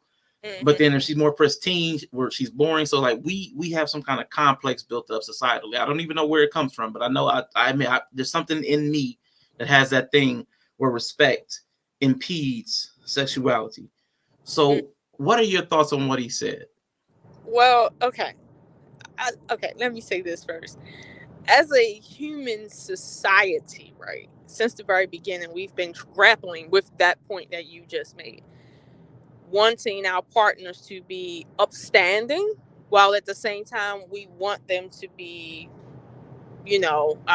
dirty savages. You see what I'm saying? And you can't really have a virgin whore. You just can't. You're gonna have more virgin and more whores. No virgin whores here. And yeah, we've been grappling with that, and it's only until now that we're really coming out and we're saying, hey, we got a problem with this, and we got to figure out, well, what's best for us as a society. Now, to his point about the respect in the sex, I'm a totally agree with him right here. I have, and I said this on the Love Experience of the other day, where I was making a point about clean sex. There's no such thing. It's like I ain't no woman listening to my voice right now that ever woke up one day and was like, "Oh my God, girl, last night he just respected the shit out of me." Like that's no, like Man, not what it is. But here's the thing: we can walk and chew gum at the same time. We don't have to wear our sexuality on our sleeve. And I think that's where the balance comes back into the conversation. It's like men want women that are respectable, but you being respectable in social settings has nothing to do with your sexuality. Your sexuality can be from here to, doomsday for real. But that doesn't mean that when you're in social settings, you don't understand the need for a complex system of behaviors that is socially acceptable. You see what I'm saying? It's like this is where we lose each other when we're at restaurants twerking, doing sexual things on tables. It's like, listen, there's a place where you're supposed to be on the table doing sexual things. Go there. That's where we do that at. We don't do this where there's children. Like, it's a time and place for everything. So people are like, listen, I can't be with her, even though they really want that type of girl. They love the twerkers, but they don't love the twerkers that don't know how to act in public. Like, that's really what it boils down to. So I believe in what he's saying. That there's no such thing as respect when it comes to sex. Everyone here, if you're an adult, you know that sexuality isn't about sex. It's about power. It's about all sorts of things. And like the dynamics we have with each other on that level can be in real life, we would never call each other bitchs, right? Because we respect each other. But sexually, that you might need to say that just so you can get off. I mean, I've seen a lot of things, but that's just who we are. And I mean, I'm okay with that. I'm okay with sexually. That's a whole nother dynamic that shouldn't be crossed over or mixed without what's acceptable socially. Like, no, I believe that is that, and how we socially deal with each other should be what it is. And we're not asking too much out of each other for that. Now, there is some people that are strange in that they feel that the way they are, and I spoke about this on my Patreon actually, that conservatism that they carry out in the street, that's desirable sexually. On the flip end, men don't desire conservative women sexually. Women don't desire conservative men sexually. Nobody does. Like, really, nobody does. But sometimes we can create this illusion to one another that, okay, that's acceptable because we're not saying how we really feel. It's like a girl that wants to, do things to you in a very clean way, right? You're gonna lose attraction at some point, right? But you might not say anything because you don't want to hurt her feelings, right? But at the end of the day, we kind of need our feelings hurt.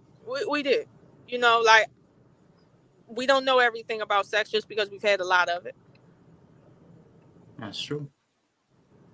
Now, I like what you said there. I think the inability for people to tell the truth. I think there's so much lie built into our culture. There's so much facade and lie and posturing that it's hard for people to get to know each other and develop like the trust that intimacy requires.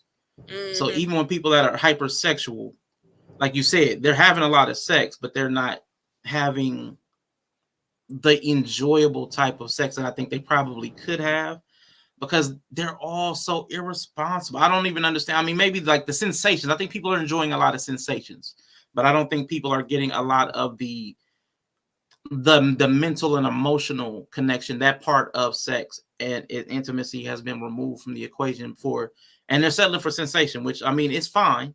There's a lot of things we do for sensation, but I think they're missing out probably on a fuller, richer experience because we just don't know how to connect because we're always telling lies to each other. So I agree with what you're saying. Yeah. Conservatives are way bigger freaks. You guys all have it twisted. We out here doing things that make Jesus blush. Well, I believe that. But I think with correct me if I'm wrong, Miss Oshun, she's talking about the posturing. The posturing of conservatism is not sexually attractive a lot of times. Like when I see people that are like, super prudish, and that's their way, that's what they're putting forward into the world. It's not like, ooh, I really want to tear her clothes off. That's not really how that goes. I want to take that ruffled blouse and just, that's not really how that works. But yes, a lot of the conservatives are repressive in their sexuality. So yeah, there are some big freaks, but publicly they're putting on like that puritanical show. So that's how I see it. But you can tell me if I'm wrong. I my mother was like that, and my father was just the opposite. And I understood from a child that the more religious someone is, and the more they use that religion as a cloak over top of their sexuality, the deeper their sexuality is. Because people that are just okay with themselves, it's not too deep. It's like sex is natural to the body and they have sex, that's it. But people who's trying to suppress it and use religion and conservatism just to keep it low, just to keep it from, getting out, there's a lot in there going on that they're trying to suppress. So what you'll find is the biggest freaks be the ones in the religious sectors doing the most heinous of sexual things. Like, real talk. So, I believe you. I mean, I've every single time I see a female, for instance, that is, overly doing the religious piece when it comes to her sexuality, when it comes to how she manages with men and sexually or whatever the case may be, like, the more I find out deep down is some old other stuff going on with her, and she uses that as a cover for it, because it's nothing else you can really use as a cover for it, because other people will quote unquote see you. And I laugh sometimes when I see it publicly, but when I get to know someone, and I can clearly pick up on that, I tend to try and drop, jewels every now and then, but it depends on who you are and your proximity to me if I'm gonna come out with that conversation, because I just think there's certain conversations that as a friend I can have with you, but then again, only, let's say, someone like your lover can have with you. I can't have that conversation with you. It just wouldn't be, it's just out of order per se. Like, I could, but it's just out of order. You probably wouldn't understand it coming from me versus, someone you're actually involved with sexually. So, I totally understand. And I totally agree with what he's saying. Respect.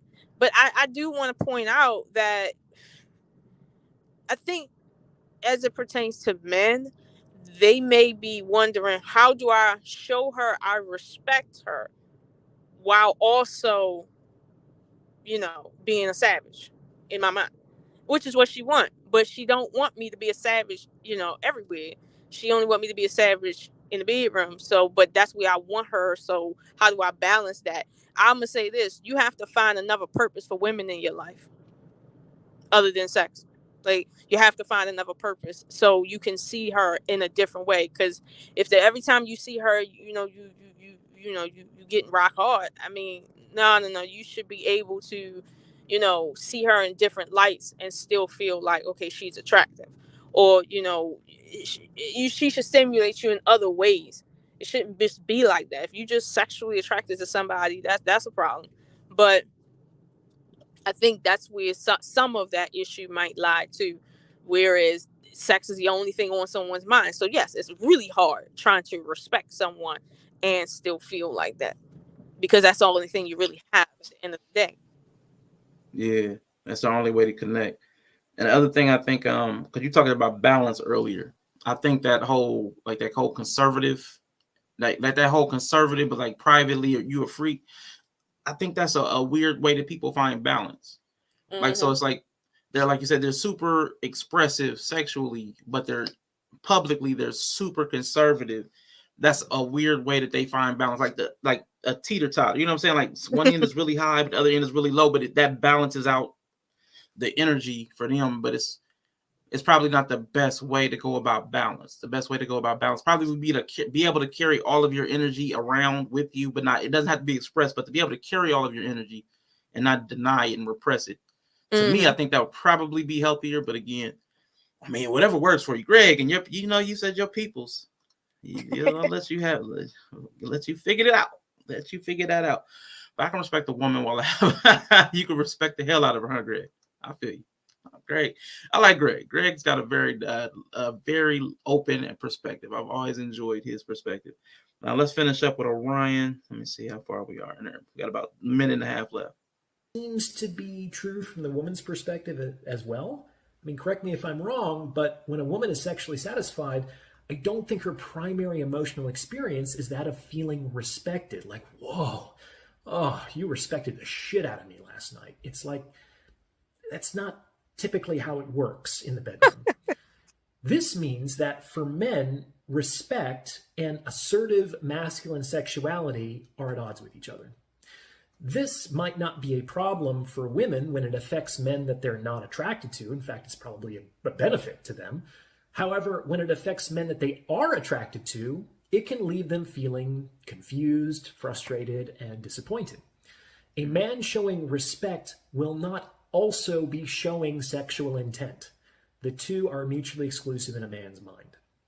So those are 3 ways that the idea of respect might be tripping men up with respect to dating women, and why women might experience a dearth of confident initiative coming from men in the sexual marketplace.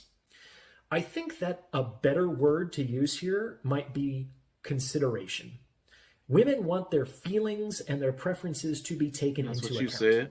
But they typically still want the man to initiate contact, set up the date, make the plans, initiate sex, be assertive, and generally lead them in the direction of a desired relationship. Consideration influences, but it does not determine what the man does, and this consideration can be expressed through self-initiated action. Hopefully that makes sense. What do you think?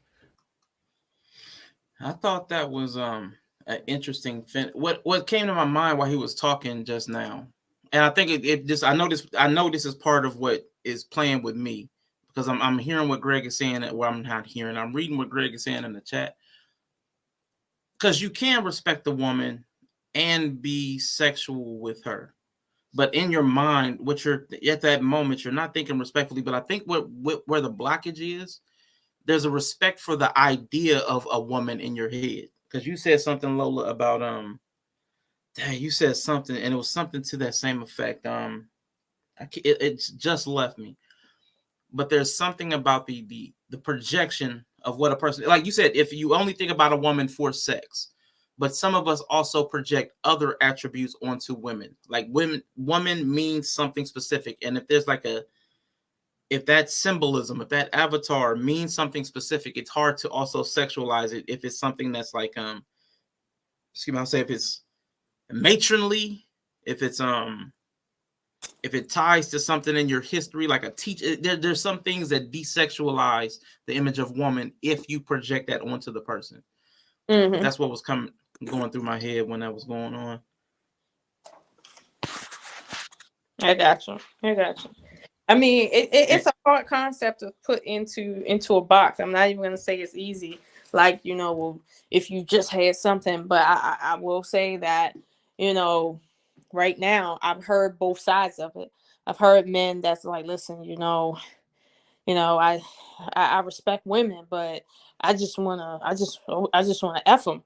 It's like they yeah, sure, that's a natural feeling. However, just wanting someone for sex, right? As human beings is a way that we kind of show disrespect because we're not respecting the whole person. We're just respecting their loins. And their loins makes up less than 20% of who they are and what they are and their purpose. Facts. So, that's where as a community we say you don't respect that woman because you don't respect her mind, you don't respect her talents, you don't respect her unique signature on the world. Like you're just looking at her in the way you would look at, I don't know, a toy. Like, you know what I mean? Like that's where I've seen where the line is blurred real hard. It's like I respect her as a human being, but you know, um Yeah. And this question from New Growth Old Soul. Do you think we equate freaky sex with great sex? And if so, why? Would you tackle that question? Sure. I do think as a society we equate freaky sex with great sex, but I would vehemently disagree with that. Uh, you know, because when we say freaky sex, right? Again, sex isn't about sex. you know, uh, if I like somebody defecating on me, I'm just gonna be graphic. I think people would say that's freaky? But would you have a great experience if I told you to do that to me? Like some people would feel appalled. Like really, they really feel appalled. So it's like, yeah, something can be considered freaky, but is it great? It's like no, that's a very subjective term. Great sex is sex that you enjoy. It's sex that you let's say you accept it on a different level than just the fact that okay it's making your fluids move. You see what I'm saying? It's a whole experience. Like that's what that is. um you can have a better sexual experience with one person in 1 minute than you have an hour with somebody else. So no, like freaky sex is freaky sex. Let's just be honest with you. There's some freaks out there. However, freaky sex is not and should not be convoluted with good sex.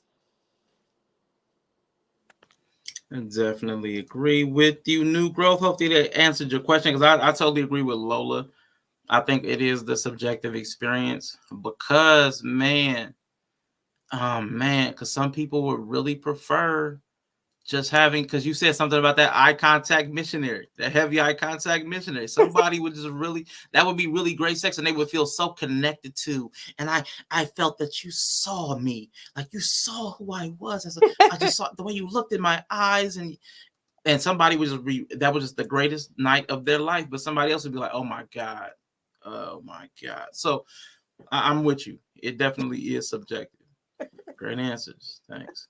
But yeah, there was one more video, but there you go. It's a spiritual experience. And to connect to somebody's spirit, I think it's difficult. Sometimes it's difficult to do that if you're only thinking about them in a physical manner. So I really do. I can't say for certain, but I really do believe that it's for me, I guess because I'm so mental, knowing the person and connecting to them and being inquisitive and curious and like exploratory, that is like the better experience for me than just like some of that just straight like just animal going at it. Like I want to explore. Like I really but everybody's so different. Everybody's so subjective that everybody gets off on different parts of that level of intimacy. Everybody likes different aspects of it. So I think we just need to consider having the conversations. What did Greg say? I wish I had started earlier on. why do people have such a hard time having these conversations? Like, people are having sex with people they don't feel comfortable talking about sex with. I don't understand how we've gotten like that. Like, if I don't feel comfortable talking to you about sex, why would I be having sex with you? But people are so addicted to the sensations, that feeling, that physiological need is we've gotten so far off. And I like the way Glover said, out of balance. We've gotten out of balance about a lot of things. And I am not the only one bringing up pooping on people. 10 out of 10 guests. That's just the strangest thing I heard. Like, trust me, I've heard worse with that, but that's just one of the things. I'm like, okay, what in the world? But I ain't judging nobody. But I'm just like, okay, not for me. If I'm not a freak, cool, that's fine. But Yeah. like, I'm okay with that. But nah, I again, it's the way with culture to a large degree. If you can't talk to me about sex, but you can definitely have it, that means you're definitely disconnected. But then that goes back to a conversation that I heard several content creators having, where they were talking about women and bonding, right? And they were saying, the typical stuff about women can't bond if they had more than one sex partner in their life, whatever. Yeah, they keep going at. Yeah. So, but my thing is, on that point, well, if women can't bond, because you know how I like to do, I like to roll with the punches, right? If women can't bond because they've had too many sex partners, whatever that number may be, well, what are we looking at when it comes to men with an inability to bond with a woman? Like, you can't see her past her vagina, even though often the woman could be a brilliant woman, be a good woman for you. You can't see her past her vagina. So are we saying that men don't have issues with bonding? Yes, they do. Maybe for a different reason. But if we're going to assume what, the first part is true, this is just the unfairness of it all. But the more we're unfair, the more the other side feels the need to be just as unfair. And the pendulum, in my opinion, is swinging back, meaning for most of human history, men have been the ones that did not have to, worry about dating because they had the upper hand. It was just a lot. And now the pendulum has been let go and swinging back the other way. And yes, it's extreme because we're not used to this. We're used to men being like this. We're not used to women being like this. But this is how it has been the entire time. So I don't know when this is going to end, but I think we're doing our due diligence by just simply talking about it and just being upfront about some of the issues that we're facing with it. At least as a communal society, this is how we bond. We talk about our experiences together, and we, create this energy of correcting behaviors based on us coming together over those behaviors. So, I don't see any too much changing in the better, for the next 50 years. But I think in the next 100 years, we'll be in a different place if some of this continues, meaning we start recognizing that we really shouldn't be having sex with people that we can't see ourselves having children with. Even if we want to just, have a one-night stand. One-night stand should be like, there should be some criteria like to a one-night stand, just because. But that's just how it is. No, I'm totally with you on that. But we got a question from the chat. What about the men who can't pair bond because they haven't had enough experiences with women? What do you think? No, that's not what that is. Like, being able to bond with someone has nothing to do with if you've had certain experiences. It's like you could be a 12-year-old boy that bonds with a girl, and that bond stays there for the rest of your life. What do you know about love at 12? But you had a bond with someone that couldn't be broken by life experiences, and you were inexperienced. So no, like, you don't need a bunch of experiences to be able to, quote, bond. It's not what that is. What creates an inability to bond is trauma. When I've been traumatized, I can't open myself up because I've been traumatized and everybody looks like a potential threat. I don't want to remotely let anyone in, let alone go into anybody else under the circumstances. That's the reality. So whether or not you experienced or not, that yeah, no, that's not technically what that is, at least in my experience. Ooh, yeah. Let me see. If I'm with a woman, I'm willing to fight a bear for her. Yeah, I'm good. She better. It's just you, buddy. It's just you. We both hide. Get in the car. We just get in the car. Get inside. I ain't fighting the bear. I could want to have sex with her all the time and still respect her. Okay. I made that argument due to men stating that women can't bond due to multiple sexual experience. I feel you. When y'all were talking, when I was reading the chat and Lola was talking, I'm wondering that whole pair bond thing. I'm sure there is something. I'm sure this has multiple layers to it. Mm-hmm. But I would bet just on psychology alone, if a woman is having multiple sex partners and none of them actually pair with her, like you're training the mind to accept that anybody I'm having sex with is going to leave. Like that's not going to be my partner. Right. So actually kind of you're training, like you're making a habit out of like pair breaking as opposed to pair bonding. Right. It's like you're training your mind on that. So it's not like yeah. So I'm just thinking like all that non-forming, like that we're bonding physically, but we're non-pair forming. You're remembering all of that. All of that is playing a part into your psychology and your physiology. All of that matters. Mm-hmm. And it's not that because it could have just been one person.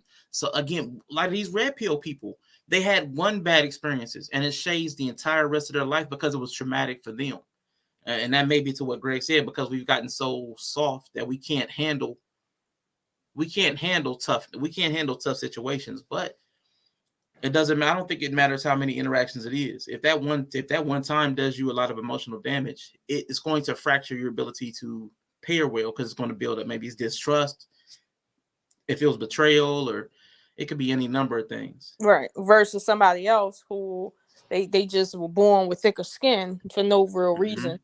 And they go through, let's say, double the trauma, but yet they're unscathed.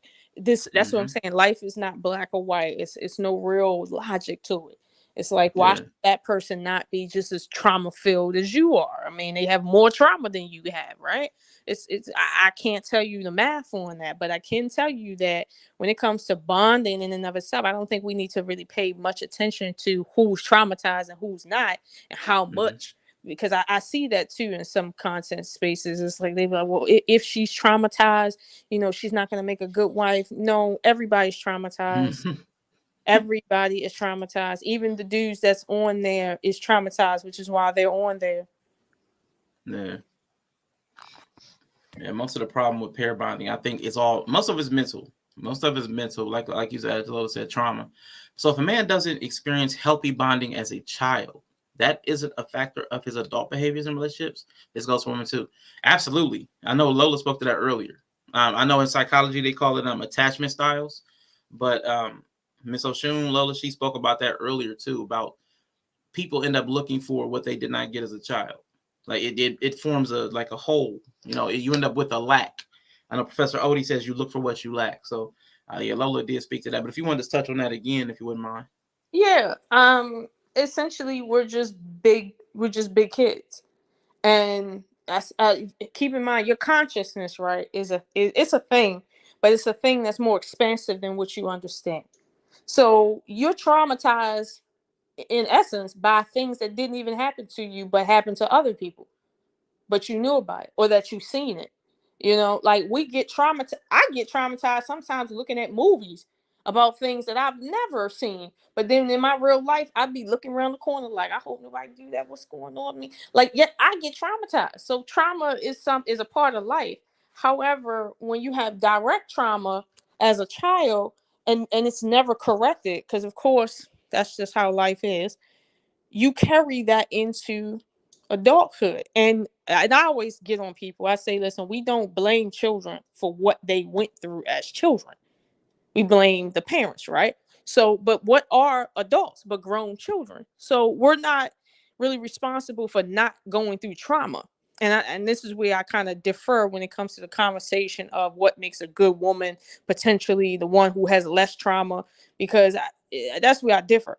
And I just feel that we really need to just look at, well, based on who has what trauma, we need to pair ourselves accordingly. Like you could be someone who, let's say you're very nurturing, and you meet somebody who grew up without a mother. That trauma, you might be nurturing because, your mother was a whole asshole. And they might, obviously they grew up without a mother. So they need that nurturing from you. You need that openness from them. You see what I'm saying? So that trauma works together. Other traumas don't. So, we really have to just kind of be real mature about this. It's like if a female is traumatized because she's had sexual assault, if you love sex, like a lot, according to everybody, they love sex a whole lot. Like they're a sex addict, everybody's a sex addict. That might not be the type of person you want to get involved with, because that takes a lot of patience to deal with that. Same thing on the men's side, and I don't want to leave that out. Men that have had trauma in that way takes a lot of patience to deal with them like that. Men that's been traumatized sexually when it comes to maybe things that were said about them sexually that made their confidence go down, and you might pick up on it, but they'll never really tell you. It takes patience to deal with that. Not everybody built for that. So, it's all trauma, but what are we really talking about? Can you love somebody past their trauma? Do you want somebody to love you past your trauma? And to all of the religious people out there, listen, if you're going to talk about doing unto others as you want them to do unto you, wearing crosses and stuff like that, stop talking about who ain't good based on their trauma. Just stop doing it. Just stop doing it. Do love your brother, love your sister, in spite of their trauma. Like if you really believe in your God, then it's everything you do is in spite of, and you should be good with that because you're serving the Lord. You're doing the Lord's work. But a lot of people, they only do the Lord's work on Sunday while they in church, and there's nobody around to correct their mistakes. And that's something I agree with. With Shahrazad Ali when she said a lot of women they love Jesus because Jesus isn't going to actually come down and tell them, hey, you need to go home to your husband. Hey, you need to take that off. Hey, you need to stop doing that. Same thing with men. They like not having religion around because there's no accountability in terms of the social factor of what you're supposed to be doing according to your own quote unquote belief. Like this is reality. So no, if you really feel like that, love people in spite of their trauma. If it's something that you are not built to handle because it's too much and maybe you don't have that experience, be mature enough to just not get in it. Don't put your penis in it. Don't let him put his penis in you. Just don't get in it. Like, just don't. Get up, Lola. I love it. I love it. Let me see. Greg, what I've learned though, this trait called conscientiousness, I did not get that from whatever reason. I did not get conscientiousness, and I see it a lot in spades in you and some other people, and I'm like, I wish I could get conscious. I wish I could just drink something and become conscientious, because man, I see that as a big determinant in some of my lesser outcomes, I'll say. And I agree with Lola and you, Greg. Remove good and bad from the equation, because everybody's both. Everybody's both. And I think the lie that a lot of us try to live up to, that we're a good man, we're a good woman, we're just a man or a woman. Right. And we do good and we do bad, but we do both. And I think that whole piety thing, that whole projection of I'm this or that, is something that a lot of us mess ourselves up with. Just be yourself. Just be. But you need to know who you are before you can be authentic. I get on that soapbox. But we are into the final stretch here. There was another video, but I'm not going to play it. It mostly went into basically women are raising the good guys that they don't like, when they date. So, but it's from that same Dr. Oriah's hair brand. But I want to just give you. Go ahead. I was gonna say I've heard that too about women and guys that they love or they hate, whatever it can be. But I kind of look at that as spilt milk, because yeah, exactly. it's like, okay, I'm 41. The guys that I'm dating was raised by women today that are 65 and over. Like, so what am I doing? Like blaming them? It's still this is still the case. They raised the men that we have today. This is where we're at. My point is, where do we move next based on where we're at? Like, that's the point. Like, right now we got a bunch of kids, no dad, bunch of parents can't stand each other, a bunch of casual sex, and nobody's accountable. Where do we move based on the crap that we in right now and some of our addictions? Like, where do we move? You understand? It's like, I think a lot of times right now we're starting to come up with solutions. Like, I've heard some solutions where people are saying, if you have friends that are basically out of pocket, you should pull them up about it. You shouldn't just sit back and let them be out of pocket and don't mention to them, because that creates a culture of, oh, anything goes, because nobody's checking nobody. Same thing on the women's side. But on the women's side, it's a bit more personal, because women take it more personal when another woman comes and says, hey, that might be your child, but that child has to interact with other children and you're wrong. Stuff like that. They say, well, I should be able to parent my child the way I want to. Yes and no. Yes and no. Okay. So yeah, we're getting there, but we're not quite there. But one thing I can't, conversations I can't get into is where we just talk about the past, who raised the men now, and even the women now that's raising boys. We have single mothers, right, in certain communities, and white women are the fastest growing single mothers in the country, at least in the US. I don't know about Europe, but in the US, they're the fastest growing single Catching mothers. up. Right, they're catching up really fast. Now, we all know what probably plays into that, but now that's a problem. We didn't calculate for that. Society didn't calculate that. So now, what does that look like when you have a whole generation of white males, white females growing up without fathers? Because they traditionally have had their fathers and a bunch of other stuff. Like, what does that look like? We have not even talked about that yet, because we're looking at our small community and we're saying, okay, this is where we're at. This is what we need to do. But that's a curveball. So it's like, listen, we got to talk about what's going on right now. Greg is crazy. He said that's because we learned leaving white women was an option. Oh my God. Jesus Christ.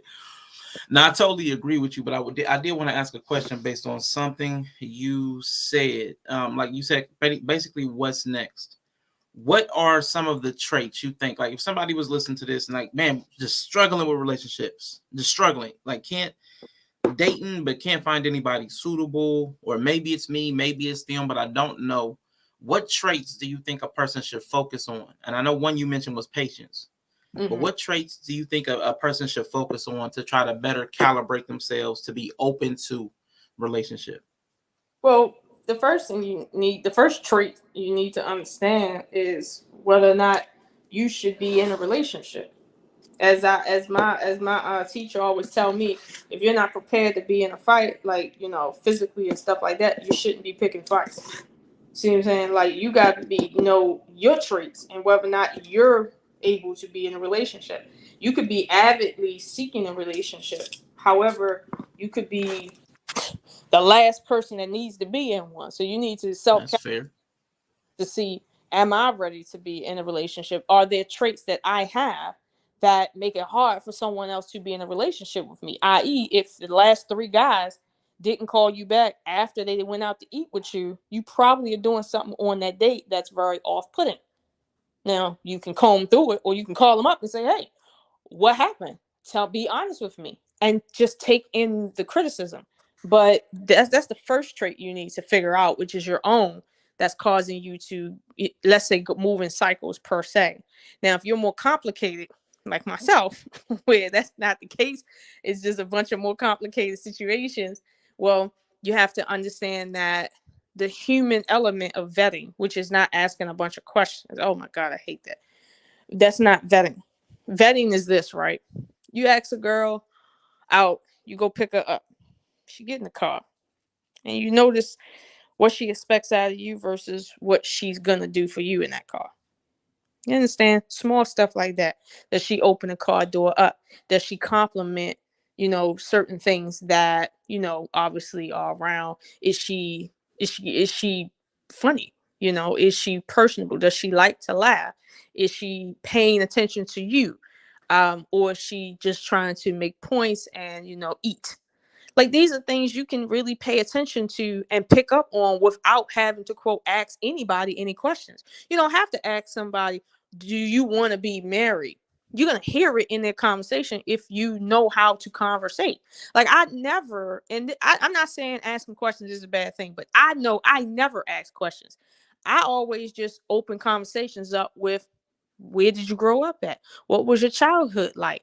Like talk to me about your best memories, because trust me, people are going to start talking about their parents and whether or not it was a single mother at home, and whether or not they were abused by their dad, and whether or not they grew up correct or by themselves. You're going to hear this when they start talking about their best moments in their childhood. You don't have to ask them invasive questions about their childhood. You really don't. You can just let them talk, but you have to be a conversationalist to be able to hear that. So again, I wouldn't suggest just putting people in an interview and thinking you're going to get to know them. No, like my father said, you can't know somebody by like information about them. You have to actually see them in the flesh and notice nuanced things that you can't probably explain in words, but you understand it. Like, you could read about my father, right? Or you could be around my father. One of them, you'll get to know him. The other one, you'll know about him. So I err on the side of people going back to the basics, which is go out on dates, go out with friends, meet people, talk to people, be interested in meeting people, and just let things organically be. You don't have to try to figure it out and ask somebody, will you see yourself in the next 5 years? You could tell by the last 5 years where they're going to be at in another 5 years. Like, people know that. Like, for real. So I don't, that's my opinion on that. Like, just as far as like traits is concerned, like, what is it? And I think there was a content creator that spoke about this, where he was saying that he was on a date with a woman and she treated the waiter like very horribly because she felt she was in a position of power. And I'm saying, okay, well, you see how she treating the waiter, right? Do you need to ask her, well, what kind of woman are you? No, you don't need to ask nothing. You need to finish your food and bid her good night and don't call back. That's what you need to do. Like, you see the you don't need to have no awkward conversation. Just sayonara. That's it. But like, for the more hard traits, right? Like, for instance, if let's say she has children, or he has children. If he got children that's like 1.5, 2 years old, and he on the market trying to, like, move forward, little red flag. Just a little bit. He just had a baby with a chick and now he already on the market. That's a red flag. Now, I'm not saying, guys, you can't really have moved on, but what that says is you bonded with someone to the point of creating a whole nother human being, yet you didn't bond with anybody, yet you created a whole human being. That tells me you probably couldn't do that to me. So that's a little bit of a red flag. But traits is concerned. Like, I remember I was gonna go on a date with one guy, and I had a conversation with him, and I told him, I said, look, I've been in long-term relationships, short-term relationships, and I can tell you all my children were oops babies. I can tell you that right now. Like, even though I was committed, they all was oops babies, and they know it. I was an oops baby and my brother. So, that's just the reality. And the guy was like, well, no, I know I have 3 baby mothers and 3 kids, but I was in a relationship, so technically they not oops babies. And I was like, okay, you was with each mother less than 12 months. That was a oops baby. Like, you didn't plan no life with her if you've only been dating less than 12 months. So the fact that you think that you're okay because you had a relationship status, even though you don't stay more than 12 months, that right there told me, okay, that's a trait about him, okay, that might not change at his age. So I don't need to let that dude impregnate me. I don't need to try to force that dude to be committed beyond 11 months. Not that one. Now, there's another woman out there that probably don't want as much commitment as I want. That might work for her. You see what I'm saying? But I can tell that's what that is. I don't need to ask him, well, why do you feel that marriage wasn't necessary for you to raise children in? I don't need to ask him that. I just, That's a good listen point. to his story. No, I like that because you're like, let the circumstances speak for themselves. Because they're telling you pretty clearly what the tendencies are, but we're not listening. I like that. That's some good advice. I think a lot of us, we overthink. I think we overthink ourselves, and like we try to give too many passes and excuses for people. So I think that's a fair way to assess, man. Look at the circumstances. So I mean, and then check out what Mrs. She said. She did a stream on green flags to look for. I would definitely check that out. So definitely check out some good advice from good people. People don't like that their outcomes are used to just. I know, because when Lola said that, my God, I felt like I got hit. I got hit with a sledgehammer in the kidney. I was like, where they're gonna be in the next 5 years, because where they've been in the last 5 years. I'm like, okay, this is my last night streaming. It's been a pleasure, man, because I just got called out in the worst way. But yeah, the outcomes are used to judge us, and that's why they want to do a job interview. Because you know what? It is kind of easier to be on a job interview, right? Than it is to have to intuit who's right and who's not. It's just easier that way. But here's the thing. We're cheating when we try to quote unquote interview each other and just ask these dry questions of each other and think that that's how we're going to bond. That's how we're going to be happy and fulfilled in a relationship. And yes, happiness is necessary in human relationships because we're not animals. Food, clothing, and shelter is not all that satisfies a human being. Like, so, I mean, that's the reality. But then when you look at, for instance, someone's past, let's suppose, like in my case, I was unemployed for a really long time. Then I got employed, and then my employment moved up like 50K within 2.5 years between 3 different jobs. You understand? But I had been like building for that for like 12 years ahead of time, but I wasn't getting nowhere. But then suddenly the last 2 years, boom, I just took off. But if you see that story, that doesn't mean that, well, I'm a bum. Definitely, like you come to my house, I'm not a bum. But you really have to understand what's in someone's past, to see, well, what their future looking like. And I mean, if somebody is working 3 jobs because they saving on one and they doing investments on another and they eating ramen noodles on another budget, and that's been their case the last 3 years, the next 3 years, if they saving like that and investing like that, it's only a matter of maybe a stroke of God's will that they're gonna make it. Now, of course, you shouldn't be utilizing their success as a measure of whether or not you feel they're a good person or not, like, or a good match. That's not what that is, because they could very well be where they want to be at in life, and it still not be a good match. Like everybody think that when you date men of means, that these men are just gonna fall in line and they're gonna be your match. It's like, no. Like they suffering from the same crap everybody else is suffering from. It just so happens they make a lot of money. No, it don't work like that. This is why a lot of them are still single too. And that's something I haven't heard too many people talking about. While we have this influx of high quote unquote earning men that are single, and not because they want to be. A lot of them don't have the relationship skills, and even the ones that might. I mean, anyway, I'll let that go. That's a whole other thing. Right. But Miss Oshun, definitely appreciate perspective. I really enjoy hearing you talk about just about anything. So, the doors of Critically Drinking are always open to you, but I want to give you a moment to get any final thoughts out, plug your channels again. All her links, most of her links are in the Game of Dragons TV and The Love Experience are both down in the description, as well as her 3 Amazon books. So please check out Miss Oshun. Anybody's watching on the replay, anybody that's live, check the description after the live.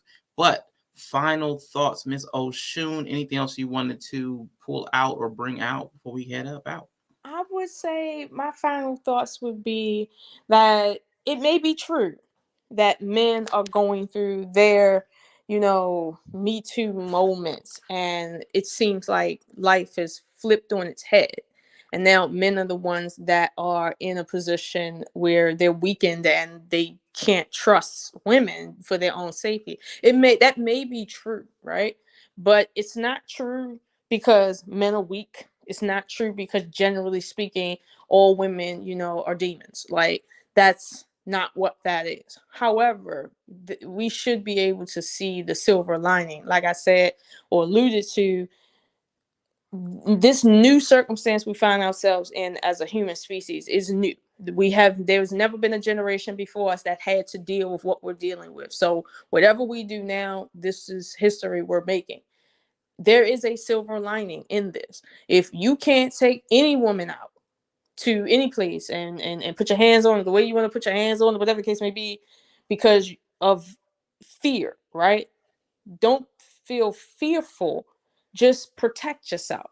It's nothing wrong with going to places and getting to know someone a little longer than a week in terms of, like, the sex appeal. You see what I'm saying? You might not even get to that for maybe 2 months.